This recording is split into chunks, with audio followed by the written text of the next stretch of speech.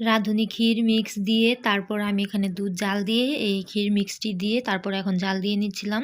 তারপর আমি এক টুকরো খেজুরের গুড় দিয়ে দিয়েছি। তো এখানে আমি 1 কাপ চাল নিয়েছি আর হাফ কাপ ময়দা দিয়েছি, একটু হালকা লবণ দিয়েছি। তো এখানে আমি গুড়টাকে পানির মধ্যে একটু গুলিয়ে তারপর এটার সাথে ইউজ করব। তো আমার এখানে কিন্তু ক্ষীরটা হয়ে গিয়েছে, যে দেখতে পাচ্ছেন আমি বাটিতে নামিয়ে রাখছি। তো আমি এই ফাঁকিবাজি স্টাইলে কিন্তু পাটিসাপটা পিঠাটা বানাই, দেখতেই পাচ্ছেন। তারপরে আমি ওই গোলাটা সুন্দরভাবে পানি দিয়ে একটু পাতলা করে গুলে নিয়েছিলাম।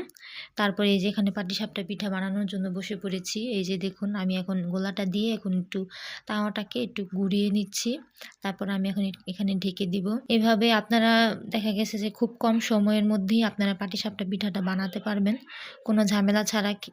কারণ অনেকের দেখা গেছে যে ক্ষীরটা ভালো হয় না। তো ক্ষীরটা যদি ভালো না হয় তাহলে পাটিসাপটা পিঠাটা খেতেও ভালো লাগে না। ক্ষীরটা যদি ভালো না হয় এর জন্য কিন্তু আমি প্যাকেটের রাঁধুনি ক্ষীর মিক্স দিয়েই পাটিসাপটা পিঠাটা খুব সহজে তৈরি করে নিতে পারি। দেখা গেছে আমার কোনো সমস্যাও পড়তে হয় না, একদম সুন্দরভাবে হয়ে যায় আর মজাও লাগে, একদম অন্যরকম একটা স্বাদ। এর জন্য আমি এভাবে বানিয়ে থাকি। তো আপনারা কিন্তু এভাবে ট্রাই করে দেখতে পারেন, একদম সহজ উপকরণেই একদম আপনারা পাটিসাপটা পিঠাটা তৈরি করতে পারবেন। তো যখন পাটিসাপটার গোলাটা করবেন একদম পাতলা করে করবেন, তাহলে কিন্তু পাটিসাপটা পিঠাটা বেশি টেস্ট হয়। তারপরে একটু তাওয়াতে একটু ভেজে নিবেন, যখন পাটিসাপটা পিঠাটা হয়ে যায় তাওয়াতে ভেজে নিলে একটু মুচমুচে হয়। গোলাটা যখন তৈরি করবেন 1 ঘন্টা রেস্টে দিয়ে তারপরে তৈরি করবেন। সবাই ভালো থাকবেন। আসসালামু আলাইকুম।